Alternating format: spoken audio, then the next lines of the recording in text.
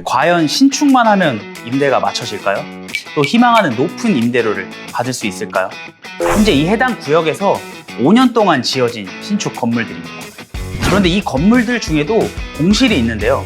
그 이유는 무엇일까요?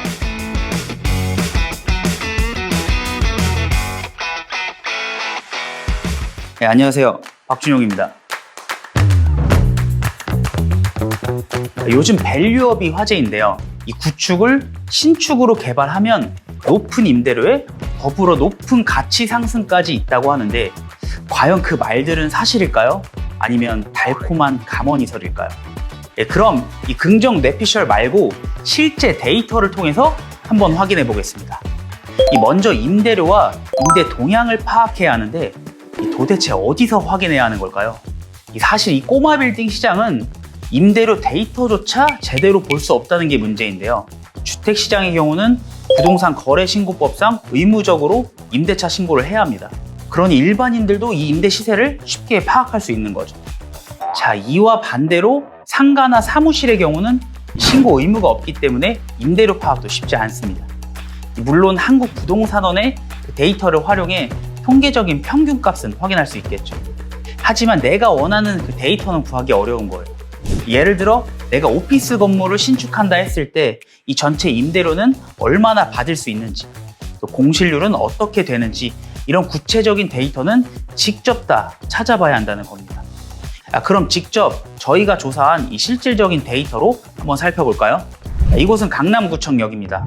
이 프라임급 오피스 빌딩이 2개나 있고 인근에 강남구청, 강남보건소, 한국토지주택공사 등이 있습니다. 이 더블 역세권에 인프라도 잘 형성되어 있으니 사무실 임대 수요도 굉장히 많은 지역입니다. 최근 이 구역에서도 신축 건물의 공급이 꾸준히 증가했는데요. 저희 데이터에 따르면 내년에 준공 예정인 건물만 8채가 넘어갑니다. 이 신축 건물의 공급 과잉으로 보이는데요. 먼저 5년 내 지어진 신축 건물들을 살펴보겠습니다. 딱 봐도 상당히 많아 보이죠? 그렇다면 이 많은 신축 건물들 중 과연 공실은 없는지 궁금합니다. 이 블럭에서 신축 후 공실인 건물은 총 4곳입니다. 자, 우리는 이 실질적인 데이터 분석을 통해 유의미한 결과를 얻을 수 있는데요. 우선 이 똑같이 2개의 노선이 지나가는 역세권이지만 강남구청역보다 선정릉역 쪽에 더 많은 공실이 몰려 있다는 겁니다. 그리고 이 특정 사이트를 언급하기는 어렵지만 현재 공실인 곳을 가보면 역에서 거리가 너무 멀다거나 아니면 도로가 좁고 경사로에 있어 접근이 불편한 경우가 있었고, 그게 아니면 입지에 비해 임대료가 너무 비싼 경우였습니다. 결국은 이렇게 공실이 장기화되는 곳은 임대료의 하향으로 이어질 수밖에 없습니다. 이는 곧 이 자산 가치에도 영향을 주는 요인인 거죠. 그렇다면 이 강남구청역 쪽 신축 건물들은 왜 공실이 발생하지 않았을까요? 이 강남역부터 이어지는 테헤란로와 노선 상업지역을 제외하면 이 상업지역은 강남구청역 사거리가 유일합니다. 이 프라임급 건물을 기반으로 자연스럽게 오피스 상권과 그 지역 상권이 형성된 곳인 거죠. 당연히 사무실의 임대 수요가 높을 수밖에 없습니다. 이 사거리를 기준으로 반경 300m 내에는 신축 건물의 공실이 전혀 없습니다. 이렇게 같은 역세권이라 해도 지역에 따라 차이가 나는 것을 알 수 있는데요. 따라서 이 실제 데이터를 면밀히 살펴보지 않고 신축을 진행한다면 결국 실패할 수밖에 없습니다. 그렇기 때문에 여러분들은 투자하기 전에는 역순으로 한번 생각을 해보셔야 합니다. 무슨 말이냐? 토지를 매입해 신축 후 임대를 맞춘다. 이 순서로 생각하시면 절대 안 되고요. 먼저 해당 지역 전문가를 통해 임대가 가능한지부터 파악해야 하는 거죠.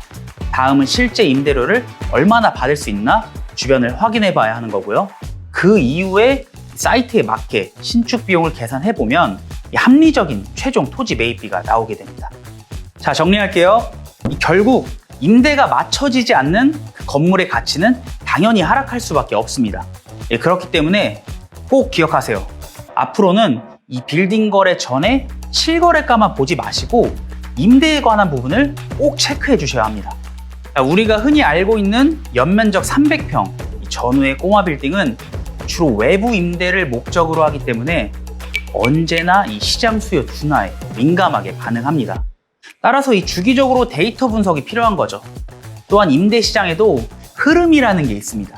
이 상권 변화에 따라 업종도 변하고 이 수요에 따라 임대료도 변하기 마련입니다.